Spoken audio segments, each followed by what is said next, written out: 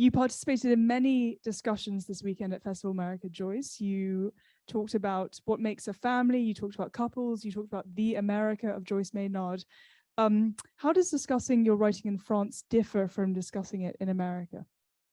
Oh, thank you, Alice. Well, first of all, I love the French, and the French readers. And the French love you. The French, I will say. I mean, I can say this sort of, without bragging, because I'm in the United States. I've been publishing my work for 50 years. It's 50 years this coming spring.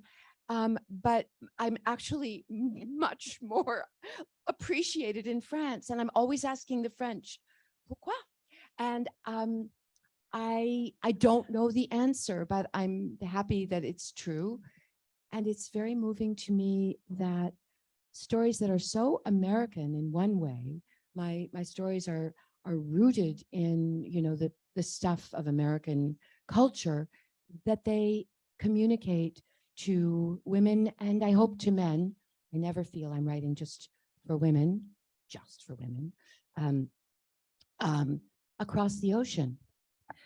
This is such a good point, because it actually, so you were also on a panel with Michael Christie and Jonathan Franzen. The panel was called Generations, Writing the Family Novel. And one of the questions that you all discussed on the panel was how to write so that one does not lose one's characters in the choppy waters of history with a capital H. And I was struck by this because American history, whether with a capital H or a lowercase h, is really different from French history. Yes. And so given that your novels, I mean, in particular this one, I'm thinking there are cultural references like films like Midnight Cowboy, books like Goodnight Moon. Tons of music. Right, tons of music. Joni Mitchell, Mr. Rogers, figures like Mr. Rogers. So do you think that the French, who love American literature so much, do they miss something? They don't have all the references? It's interesting, Alice, when the new book probably has more of that even than my previous books. And when the book was coming out, I said to Philippe Rey, my beloved editor, who really, he and an editor who has now died, Christiane Bess, really were responsible for creating my career in France. And I said to Philippe, shall I change some of these musical references and make them a little less obscure? Some of them would be so obscure that not all I always say North Americans, because I have a life in Central America. So I never say we are the only Americans. And Philippe said, no, put it all in. So, you'll see Mother Maybelle Carter in this book. And the French just never, they'll look it up. If they want to, they'll go on YouTube and listen to the Carter family. It works fine. And I love the curiosity and openness of French readers. And the first night of the festival, I have to say that, of course, I love being with you all, but given a choice between hanging out with a bunch of writers at the festival and hanging out with readers, I will choose the readers. And it's my opportunity to speak my imperfect French, but to give it my all and to listen and get better. And so a man came up to me and he wanted to have my picture, his wife's picture taken with me. And I said, do you have any plans for dinner? And they looked a little surprised. And I said, can we have dinner? And all the, big writers were going off to talk about their agents and their contracts. And I knew I was going to have a better time, and I did. But we went off and I said, these were not writers. These were not officially literary people. But I said to them, who are the American writers that you like? And I might have expected, some of the sort of popular ones of now. And he said, well, Edith Wharton, Flannery O'Connor, these are not names that, that readers in the United States are talking about, unless you're at some, university. But so you said that you can't maybe explain why you're more bought here and famous here, but can you explain possibly are French readers' preoccupations different? Do they ask different questions about your characters, about plot? I would just say they read much more deeply. Certainly, the French press is at a whole different level. Just when I'm interviewed in the French press, questions are asked that I've never been asked before. Like what? I was afraid you were going to say it. I'm not going to have an answer. But just take it from me. They're good questions. Yeah. Okay. Well, one thing, I suppose this is interesting. Do you feel that your personal history, the story of your life, is more known in America or in France? Well, I guess I'm always torn about this because on the one hand, there's a piece of my life that I have to drag around and that comes up all the time. And it's sort of wearying that it's something that happened a long time ago. And if I lived another 40 years, which is probably unlikely, I'm 68, it would still be what would be put in my obituary in the United States. And yet I tell the story and I sort of perpetuate it in a way, but I also feel a kind of obligation. So as quickly as I can, for those who don't know, 15 seconds. Yeah, well, I can't do it that quick, but I'll do it as fast as I possibly can. I almost have to like stand up and pace, as I do it. I started writing very young. I was writing for 17 magazine when I was 13, 14, and went off to college and sent a letter. I was a very shy girl from a small town in New Hampshire. I traveled nowhere. I was very inexperienced in all things, but I was confident about my writing. And so I sent a letter to the editor-in-chief of the New York Times suggesting that I write for him. And in fact, he wrote back and he gave me the assignment for the only story I was equipped to tell, which was the story of my own life at 18 in the year 1972. The story was published. If any of you were in the United States of America in 1972, there I was in my blue jeans in full color on the cover of the New York Times Magazine with a title whose irony totally escaped me. An 18-year-old looks back on life. And a day later, this girl from small town New Hampshire, whose mother had just sort of dreamed of her having the career that she herself deserved and never got. I had 1,000 letters in a sack of mail on the steps of my Yale dormitory room, and offers to meet with magazines and book editors and go to New York and have lunch and audition for The Exorcist and model clothes in Mademoiselle. And in among those letters was one utterly different, one-page typewritten letter saying, I won't say all the things, but it was an extraordinary letter saying, I bet you have 1,000 letters sitting in your Yale dormitory room and they want you to meet with editors and model clothes for Mademoiselle, and every single thing that had happened. So I felt this person is sort of prescient and magic. And it was a funny letter and it was a wise letter. And it was a letter from, I had been an outsider girl all my life. And suddenly I felt like he was the first person who knew me and understood me, which, as it turned out, was a phenomenon that many people had when reading the words of this person. Because when I got to the bottom of the letter, it was signed by J.D. Salinger. I embarked on a correspondence with him. Within weeks, all the rest of my world had disappeared. I didn't care about college, my classes, my friends, just him as my friend. He was my best friend. I was a very young 18-year-old girl. He was 53 at the time. Traveled to see him when school let out, and I thought that I would never leave. I intended to be there forever. I believed I had found my destiny, my spiritual guide, partner, love, everything, soulmate. And a year later, he sent me away with two $50 bills in my hand in a manner that if any man behaved in this fashion to me now, I would think less of the man. But of course, I thought less of myself for many, many years, that I had failed to please the great man. And I did not speak of this experience for 25 years, although I was asked about it every week of my life. It was known that I left Yale in this rather, unusual fashion. And I felt this huge obligation to keep the secret of the great man, so much more important than I. A belief that shifted only when my daughter, my oldest child, turned 18.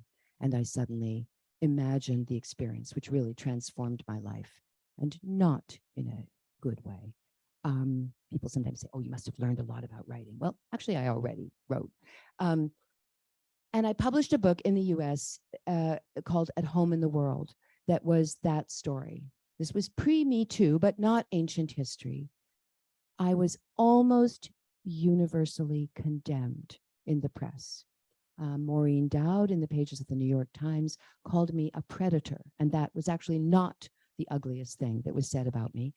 And it really, that would have been my moment to just sort of give it all up, but I didn't. However, it was enormously problematic for my career. I would if this were the year 1998 and I were at some literary event and I walked on the stage, this did happen once very spectacularly. An entire row of extremely famous literary figures walked out.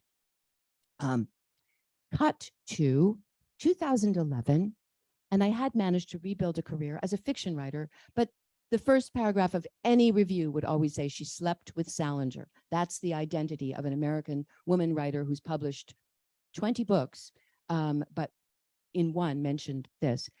And then in 2011, this wonderful French editor said, I think you should be published in France. And they began not with At Home in the World, which is called Et devant moi le monde in France. All my titles are better in French. And not just because French sounds so beautiful. And they published first a novel called Labor Day, Long Weekend. And then they published Et devant moi le monde. And the French readers were utterly mystified. What's the problem? Why do the Americans feel you can't tell this story? And that's one of the 5 million reasons I love France. Thank you. A round of applause, please, for that telling of the story. This is interesting because you're framing it as it's not that they know the story less or more, it's just that they're more They don't apathetic. define me by it. Okay. And, I mean, I would like to think they don't define a woman by the man she might have been with long ago. That's a piece of my story. It certainly, shaped my life and my trajectory. I dropped out of Yale. I gave up my full scholarship. I cut off connection to the world. I published a book that year, but, under extremely difficult circumstances because I really didn't want to be out in the world anymore, and I sort of disappeared for some time. So maybe what we can say is in America, to some extent, you felt it previously, maybe not now. You can say you felt caught up in a literary life, lived, as you say, very much in the public eye from a very young age. Your name has kind of preconceptions associated with it. And I won't even say a literary life. I don't think I've been perceived as a literary person. I'm a sort of pop culture person a little bit. I have to say, and I don't want to speak ill of him, but I think I have to tell this story that I told you before, that I was on a panel with Jonathan Franzen, a writer I deeply respect and admire, and I had read his most recent book. We were on the same panel because we had each, along with another man, written a family saga. My most recent book follows a family for 40 years, beginning in the 1970s, exactly as his does. And a question was asked in this panel about my central character, a woman who bears a certain resemblance to me, but is different from me also, as would be true of a character in any good work of fiction. And I spoke of how she had changed and grown and things that she had discovered about herself over the course of the story, which I would hope would be true for all of us over the course of 40 years, that we would learn a few things and that changes would occur. I'm on a panel with 3 men and me. And he said, sweetly, it wasn't nasty, but he said, well, actually, I don't write self-help fiction. What did you say? I responded in French, actually, because I had, that was translated to the audience. And so I had a few things to say. And then I do think he felt badly, but I felt he needed to do a little growing and changing himself. So this is interesting because so more than a decade ago, you submitted your novel Labor Days to various agents under a pseudonym. Yes. Well, what happened was I was such a persona non grata in the publishing world that I couldn't sell a book. I couldn't publish my work. It's how I started teaching memoir. I didn't have a college degree. I was a dropout, but I would just create workshops and have women come to my house and help them tell their stories, because I knew what it was to have a story that haunted you, that you were forbidden to tell, as I had been forbidden to tell mine. And then I suddenly wrote this book that I couldn't not write. And I knew that this was actually, it was written from the point of view of a 13-year-old boy, telling the story of a love affair that his mother had over the course of a long Labor Day weekend with a convict on the run. And I knew it was actually going to be a hot book. But I had this problem of my name. I was, I think, 55 years old at the time. And I brought it to New York, and agent after agent said, can't help you, might be a good book, but your name, your career. And then one said, I will sell this book, but we're going to have to do something that you won't like. I'm going to have to submit it without your name attached. And it went out to many top editors, and there was a bidding war for this book. And then he had to say who wrote it. And actually people withdrew their offers, all but one. Luckily, she didn't know that the others had all withdrawn, or she wouldn't have paid very much. And that really did, that was my rebirth as a writer of fiction, because and since then I've written another memoir, but I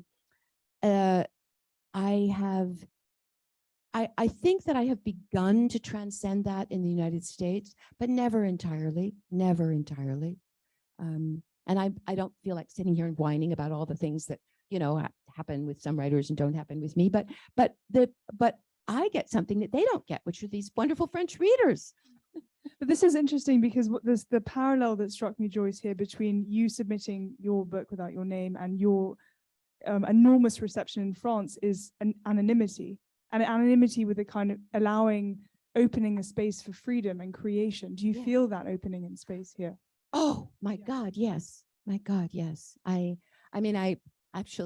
wish I was actually able to ask all of you. I am sure this room is filled with stories of why every single person here is here and not back. I assume most of you are citizens of the United States, or were, and what brought you here. And it's something that I think about every time I come. And I'm drawn more and more each time. So, I mean, Franzen, he also has a kind of notorious reputation. I also interviewed him this weekend, so he's been very much on my mind. And I reread his essay, Why Bother, from 1996, in which he says basically, why write? And something that he says actually struck me in relation to you as I was thinking about interviewing you today, Joyce, is that he writes of writers, what's perceived as the anti-social nature of authors derives in large part from the social isolation that's necessary for inhabiting an imagined world. Given that you are so gregarious and you have a very close... I'm sorry, I'm probably a little hyper, but they don't let me out all that much. It's true. You have to. Okay, maybe you're inside, but you have a close relationship with your readers on social media and online. I do, but so then I also disappear. I also go. So that's the question. How do you right now eating this up, because I live a very solitary life, in fact. And people were asking me about my outfits. Well, this is the only time I get to wear my outfits. Most of the time I'm in my yoga pants and I'm at my desk and I'm alone for days on end. And there is social isolation. Absolutely that. Okay. And it is the part, I've been a writer for all my life. It is the part that is the most challenging, because I'm endlessly curious and I'm very social, but I keep company with my characters. I really do. And so they do entertain me. I mean, I know they exist on the page. I haven't lost it here, but I have conversations and I get to be many people and I get to hear what they have to say. And so I never feel that I'm alone. It's really true. I can't imagine. I mean, I love to work. I had to turn my laptop in for 3 days a couple of weeks ago because it had a problem, and it was as if my hands had been cut off. Yeah. So tell us about your writing schedule and process and ritual, if any of those terms apply or resonate. Well, I'm not writing a book all the time. I write, I'm always writing something, but it might be, I just, in the 20 minutes between getting back to my hotel from my day in Paris and now, I put something up on Facebook that was a story. Actually, I'm going to tell you that story. So I always just like to tell stories. I was almost arrested today in Paris, I'll just say. And that's, I have to say something bad about France, because mostly I just would say how great everything is in France. But so, lost the question. Oh, my writing process. I want to go back to my almost arrest, because I have a tip for you. But writing, yeah, well, give us how not to get arrested. Give us your tips first about how to write. Okay, so when I'm writing seriously, and I have timed this very deliberately, that this is the last thing I do before I go home and embark on the sequel to this book, Count the Ways. So for you, writing, just so we're clear, writing seriously is writing novels? Yeah, we're writing a book as opposed to stories that I love on Facebook, or reading people's manuscripts and working with them, or writing short essays about things that I sort of dash off. But when I immerse myself fully and I don't come out until it's over.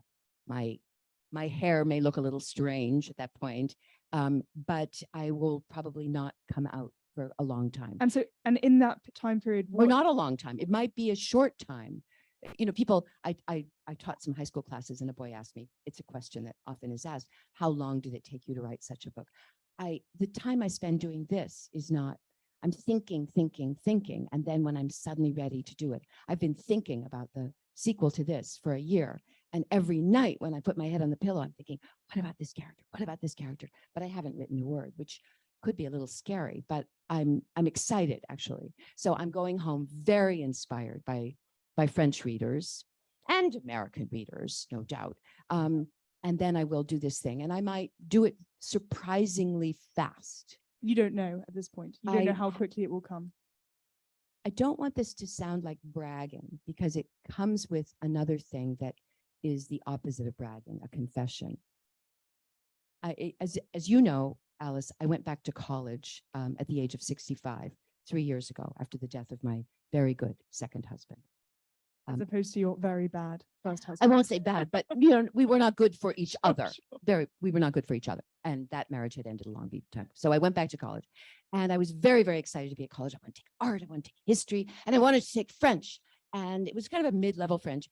And I hadn't been in a classroom for 48 years, and I hadn't taken an exam for 48 years. And I thought I was a pretty good French student. I studied hard for that exam. I adored my teacher, and I was feeling kind of good about how I had performed. And she called me up after the class and handed me, with a kind of regretful look on her face, and she, the grade was a D minus.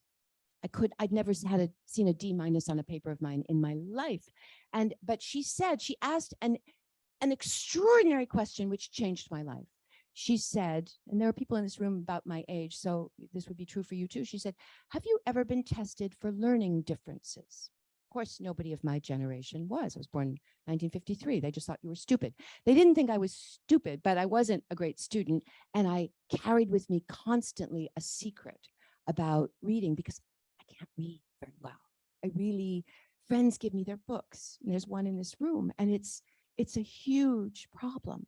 I read with so much difficulty, and I go to something like this festival, and there are so many books I hear about that I know I would love to read, and I don't. It's not that I never read. I come to this library and I think, oh my God, what do I do? Where do I begin?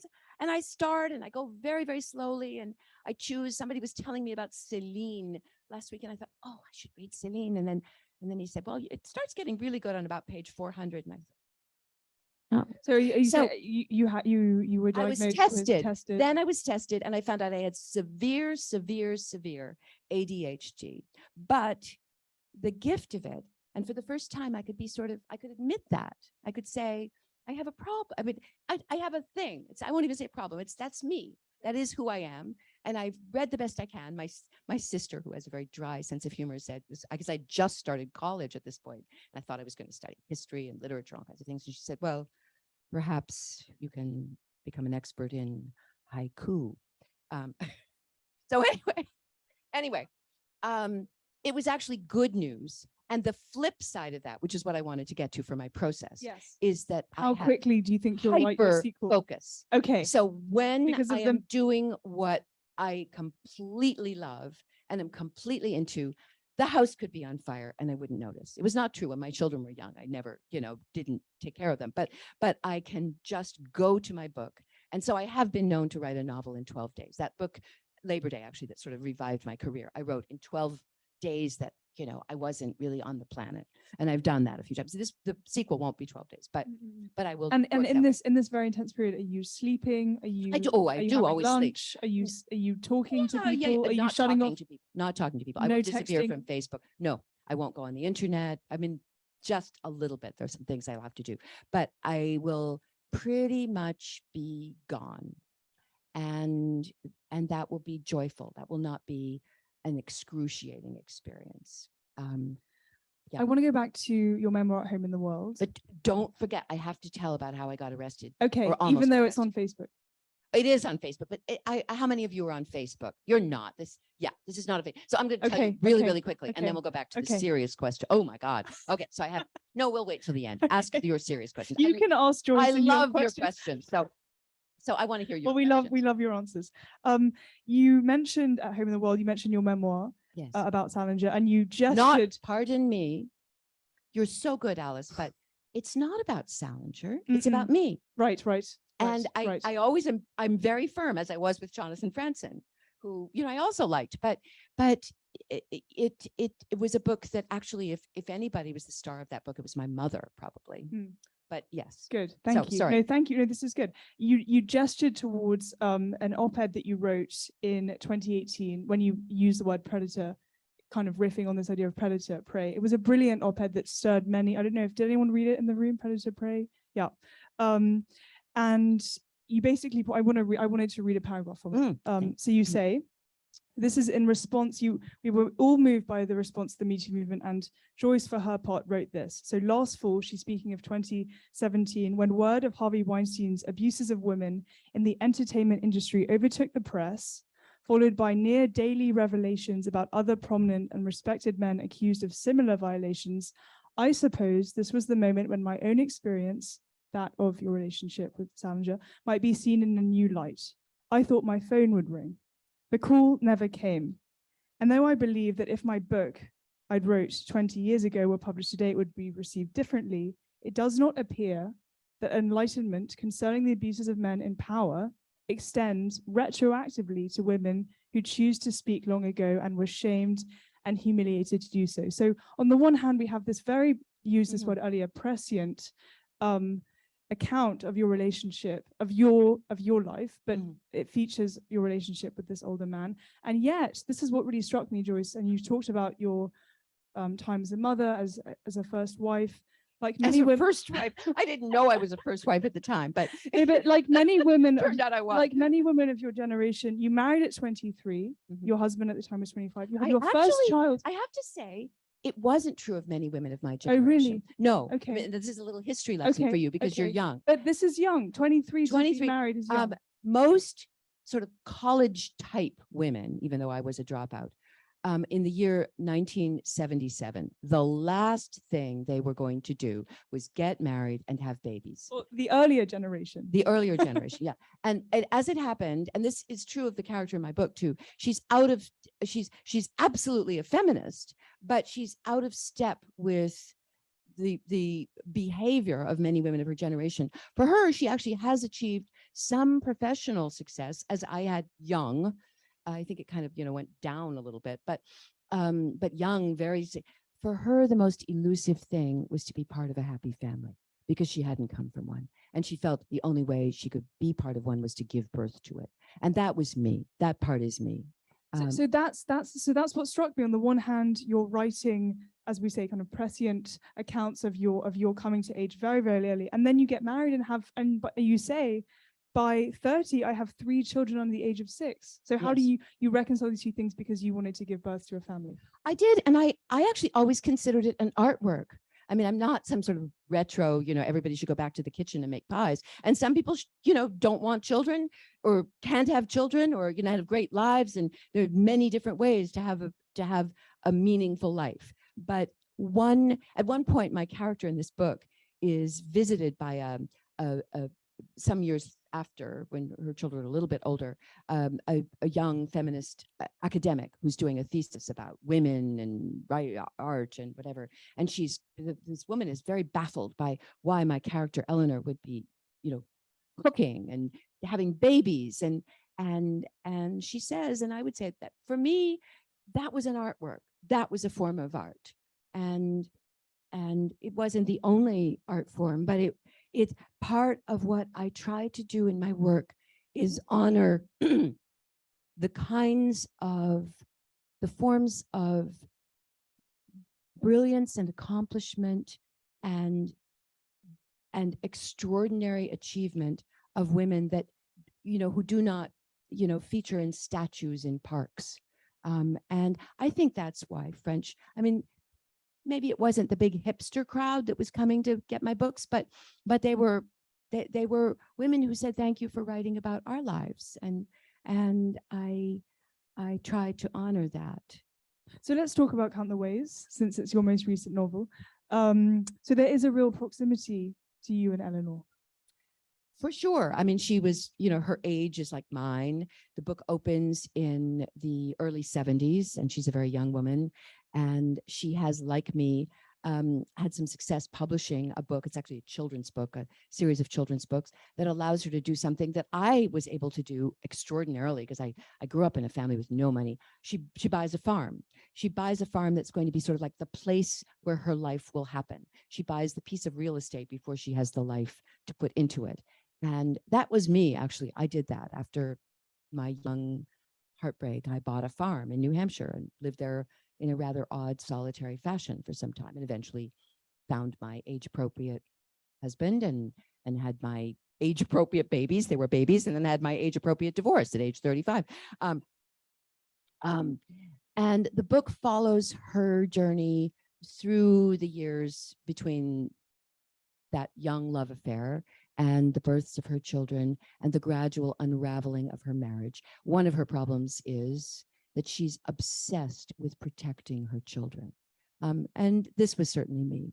She not so much physical protection. I always let my children sort of, do physically, bold things, but I was terrified of their being hurt. And I did not recognize yet, as I do now, that they have to be hurt. You have to let them have their pain. But because I'm in Paris, I'll tell you the story. It wasn't Paris, it was actually England. But when my children were about maybe 13, 10, and 8, there was this incredible offer.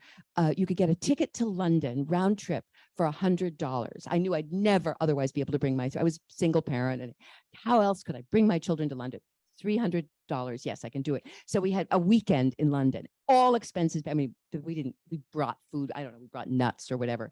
And we had this whirlwind trip to London. Didn't want them to sleep. I just wanted them to see London, crash everything in that they could, Abbey Road, Tower of London, but I don't know.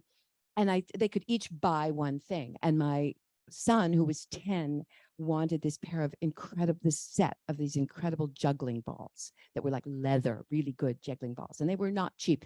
And we're walking into the London Tube, and that beautiful tube, and he's juggling, and I got really good at anticipating where pain might lie. So I see my 10-year-old, who didn't really know how to juggle very well, juggling, and I said, Charlie, not right now in the tube, don't juggle. But too late, juggling ball, you of course come from London, you could picture this so well. Juggling ball lands in the pit. I jumped in the pit. I jumped in the pit. That would be Eleanor. And my daughter is screaming and angry at me when I climbed back out of the hole. She's hitting me. Mom, you could have died. Anyway, Eleanor learns. The book begins actually with a scene of Eleanor and her children making these little boats and these little people out of corks that they have this tradition. Actually, I did have this tradition of sailing them down a little brook every spring when the snow melts and following along, watching them go. And sometimes they capsize. And I wasn't aware of it at the time, but I saw it as a metaphor for parenthood, or whatever form of like love you have that you have to let go. Just before I came to this library, I got a text message from my 38-year-old son, the youngest of my 3 children. His dog had just died. And I know this dog very well. I love this dog too. And we all knew that the dog was going to die very soon, but I felt it in my body, the pain of my son. But I also knew, I'm so glad he loved that way. I'm so glad he had a dog that he could love enough to be heartbroken over the death of his dog. And, it's what we all have to do at some point, is let them go. I mean, in the end, we let everything go.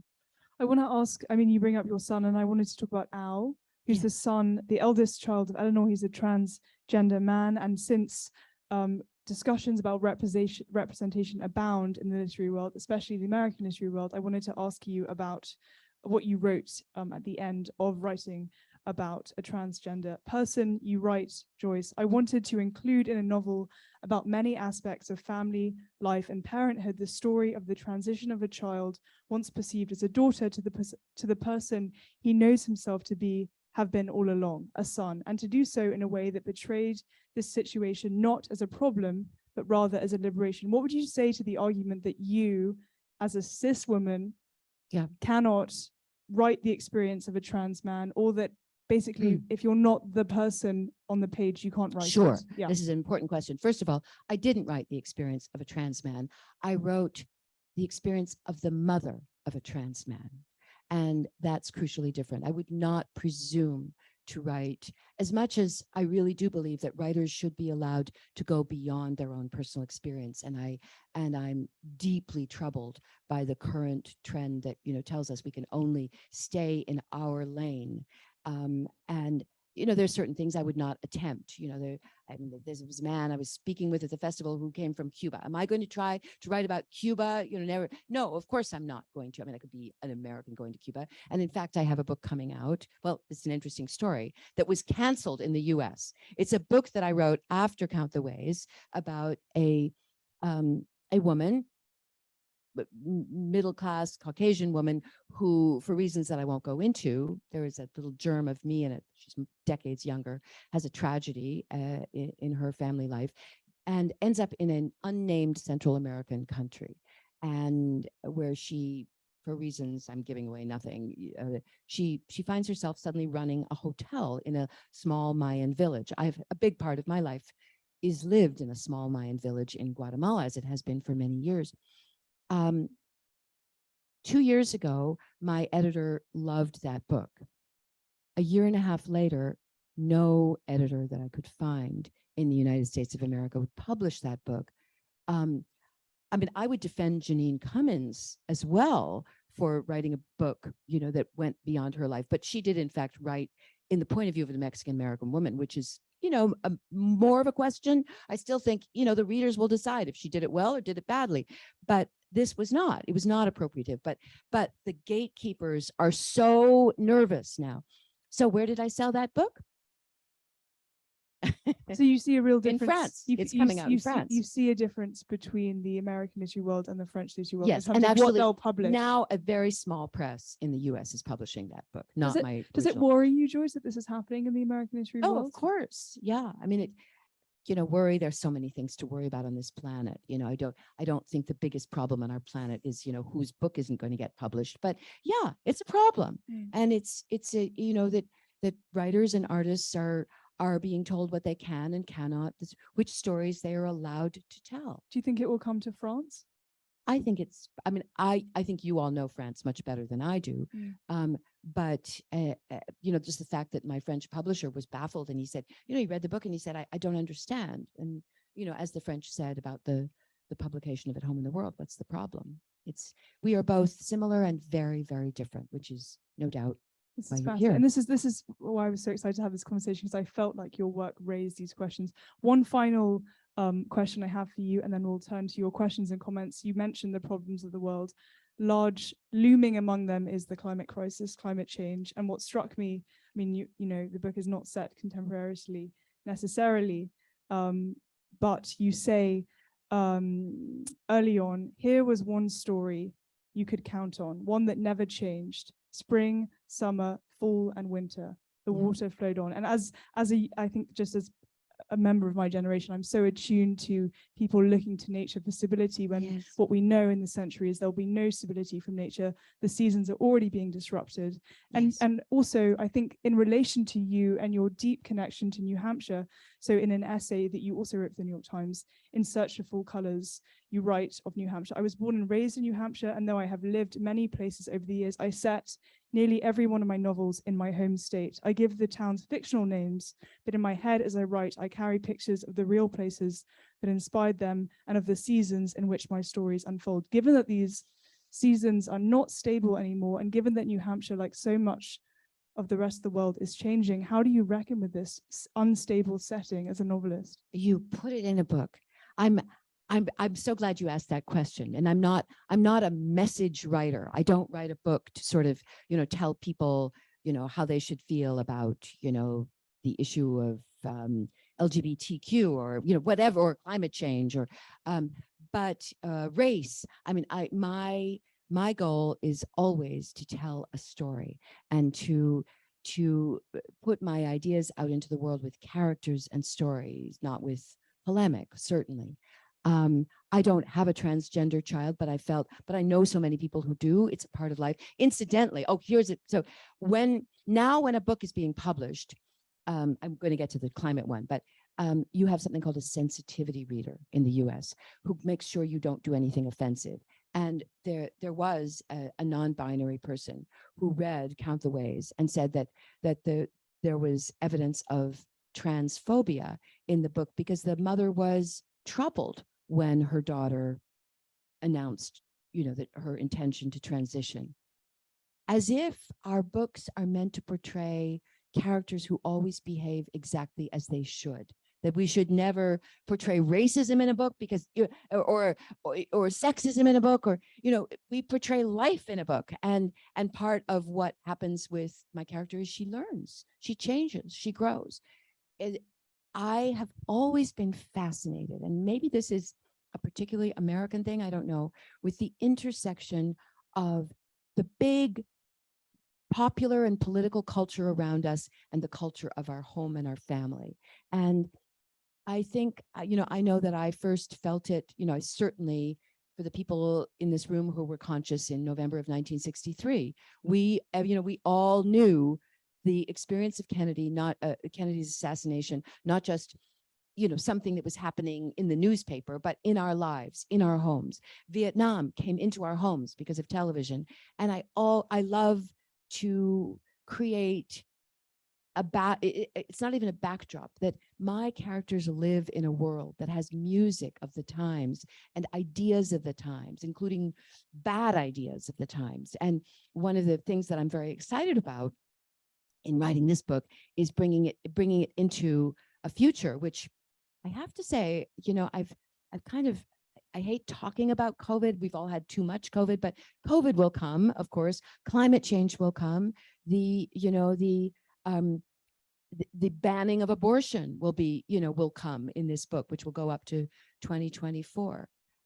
There will be a president elected that will be, it's not just something that happens out there. It happened in our lives too. And there's a character in the family, as you know, who's a little girl who becomes obsessed with the Challenger, the great launching of the space and a teacher's going up in space. And like all children that day in 1986, in whatever school they were in, they were watching, and then they saw what happened. They saw it. So yes, that will be there. And I'm actually glad you sort of reminded me, because I knew it was in some way, but you actually clarified for me. Absolutely.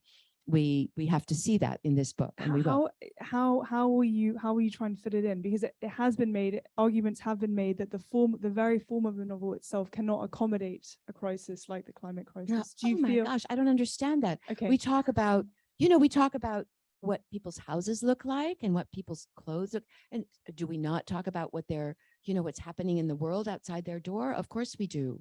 And it affects, it happens at the dinner table, it happens in the living room, it happens in the bedroom, it happens between, parents and children who feel differently about the president that was elected. It's there. It's not, somebody said on my Facebook page at one point, I wish you wouldn't talk about politics as if it was some sort of separate thing. Politics is life. It's not like, oh, we've got life and we've got politics. So yeah. Thank you, Joy. Can we have a big round of applause, please? I can't wait to hear from you.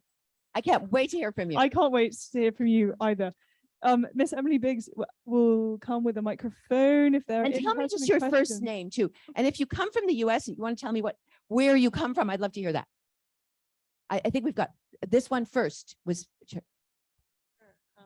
because she raised her hand first. Yeah, I have more than one question. I guess I'll have to pick one now. My name is Anne, and I come from New Orleans, and I just got to Paris, and I'm so excited to be here. I guess the question I will ask is, you said you're not an issue writer, and that made me wonder what how you think of yourself as a writer? Is there some other, I don't want to say label, but is there an essential theme? Is there something that's driving everything that you do that you sort of feel is your focus?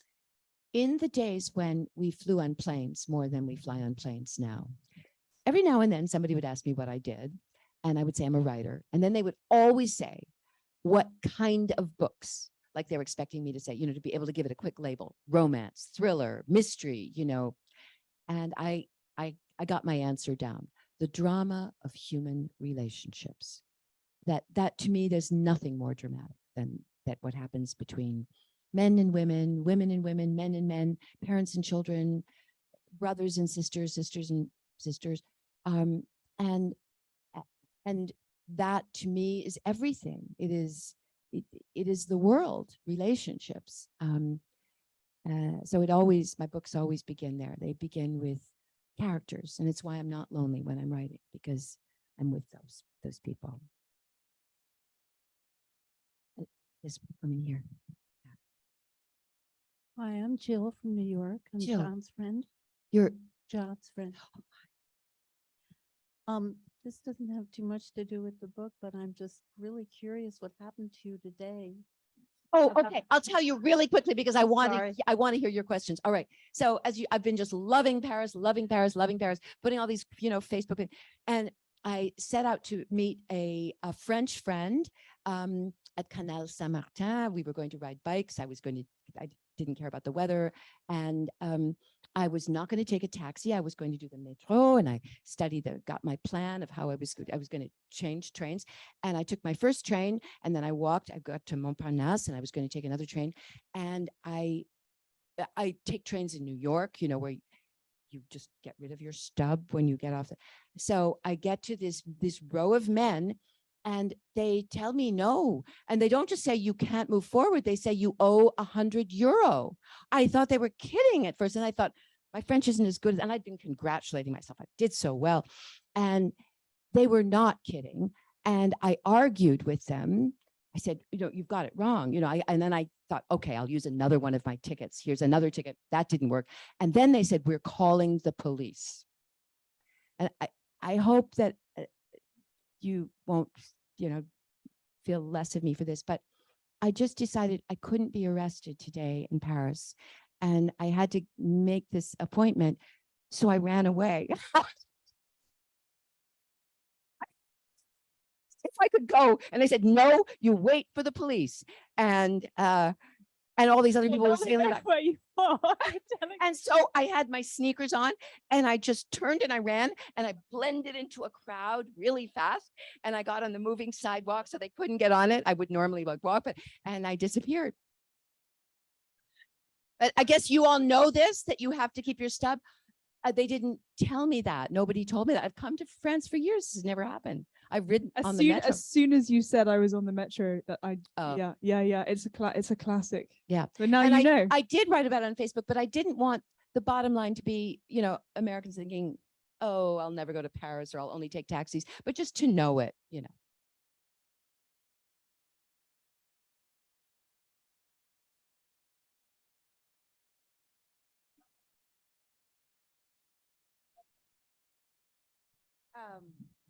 My name is Lisa, and I have an apartment around the corner, but I'm also from Minnesota. Wow. So, yes. And I have a question about the memoir, The Best of Us. Yes. So And you know what the French title is. It's so beautiful. Oh, what is it? Yeah. It comes from something that the Best of Us is. It's not really a cancer story. It's a love story. It's about finding and losing my very good second husband, who did not speak French, but in the last weeks of his life, very private man said to me in English, but it was translated, "Un jour tu raconteras cette histoire." One day you will tell this story. So yeah.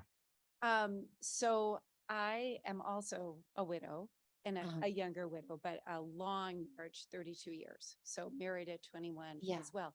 So, and I've been writing for the last, 3.5 years since he died, also 15 months of cancer.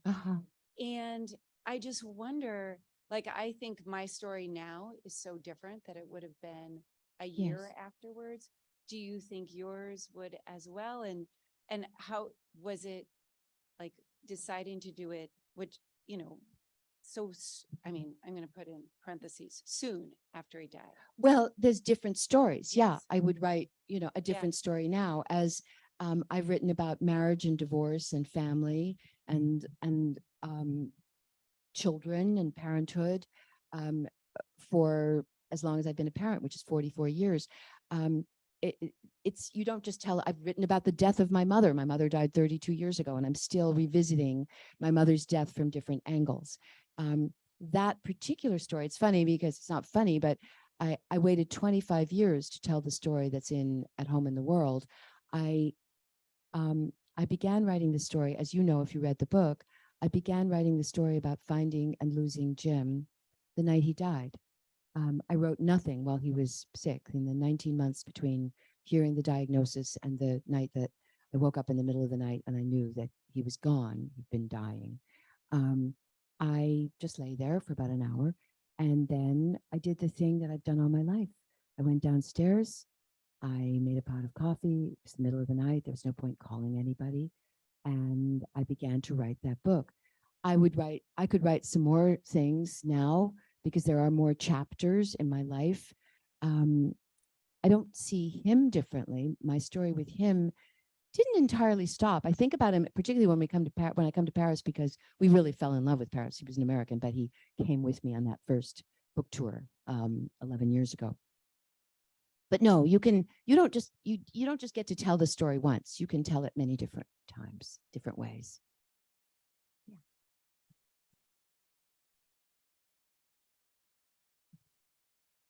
Hi, my name is Sherry. Hi, Sherry. Hi, I'm an author too.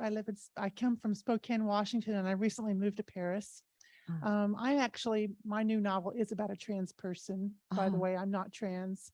I've also written about Josephine Baker, a novel about Josephine Baker, I'm not Black, and a novel about Aisha, the youngest wife of the Prophet Muhammad, and I'm not Middle Eastern. Yeah. But that's not my question. My question is, the one story I haven't told is my own. And I do have a really moving story to tell. But whenever I sit down to write this story, I always think, who cares? Oh, why would anyone care? I have so much to say to you. I have so much. I mentioned, I think, that I started teaching memoir because I didn't know how else to support my family. I ended up, it has become a passion for me, specifically to help women tell their stories, because so many women feel they have to protect other people or keep the secrets of other people. The single adjective that was applied over and over again to At Home in the World when it was published in the US was shameless. To me personally, not the book, I was shameless. My God, where was it written that shame was a good thing to have? I would so love to work with you in a memoir workshop. And I think I've probably, I think of myself as a kind of midwife. I helped, hundreds of women tell stories that they didn't feel they could tell. I do it in Guatemala. And I know it's no small thing to go to Guatemala, but it's actually kind of a brilliant thing to leave your world and your comfort zone and everything familiar and go to this place that you don't know anybody, and you sit in this circle with women. And over again, I've heard, and instantly it informs my own writing. I will never appropriate somebody's story or tell their secrets, but it has educated me about the lives of women. And I never cease to learn new things. So I've been doing that for 25 years. And very often women come who share something that week that they have never told anybody in their lives. I mean, I imagine going to your grave, not being known. And whether they publish books, sometimes they do or don't, put it in the drawer, it will still be, in my mind, a very valuable experience to have told the story. So we can talk, but, and I actually do, for those who can't, go to Guatemala, I actually have a series of online classes that I'm quite proud of. They're pretty intense, and there are 18 hours of them. It's on a platform called Creative Live. And I put a lot of effort into them because I knew not everybody can go and work with me in person, although of course that's the best. I'm curious, may I just ask a follow-up question? It will be related to your question, which is if the women don't want to publish, what is it about the medium of writing do you think that it is so You don't allows just it to tell what flow? you know. In the act of writing, you discover things that you didn't know. you couldn't if you were telling And you give orally the order story? to chaos, and you give meaning to pain. You know, the loss of my husband was, as you know, I'm sure I don't need to tell you and many people in this room, it was a brutally painful event. And what he went through and what we went through together was brutal. I wanted to make something of meaning out of that, not just to have, 19 months of hell, but now let's see, and not a self-help book, but to have a story there, to make a story. So I'd love to talk with you about that. Question here. I'm going to check Zoom. We have 3 minutes left. Hi, I just realized that the first word of your title is my last name. Which count? Yes. Count. Oh. Anyway, and I'm a writer also and a published writer. Okay, and I'm from New York. Uh-huh. And I live here. I've been living here full time for almost 2 years. Yeah. But I came here a lot before I made that Yeah. decision to retire to Paris. So you said that you write one book anyway, the book you mentioned in this context in your head. Do you take notes? Before I write? Yeah. Yes. I mean, I have notebooks and I have a giant whiteboard and I scribble things and they're all there so that the blank page is no longer, so terrifying. But most of the things that are most important, we know, we remember them. Thank you. Let's have one final question here, front row. Lots of pressure. Another Anne. I've been in Paris for close to 40 years. If you just Wow. speak, if you can speak Oh, so they can hear you. Yes, I've been in Paris for close to 40 years. I saw you at the Vincennes Festival, the America Festival, and the one on social media. Oh. And I didn't see the whole part, but my question was really, I saw the impact of social media on authors, which I didn't expect to be too much, but what have you seen as the impact on readers? Of Especially social media. young people. So interesting. Actually, I have a novel coming out next month. It's a novella. It's very short. It's just going to be on Amazon. It's an Amazon single. It's called The Influencer. And it is about this very thing. It follows, I do follow sort of the news of popular culture. And there was a young couple in the United States who set out to become influencers last year. The young man ended up killing the young woman. Maybe you followed that story. I was fascinated by that. I mean, I was chilled, of course, horrified, but when I was young, nobody said what they wanted to do when they grew up was be an influencer.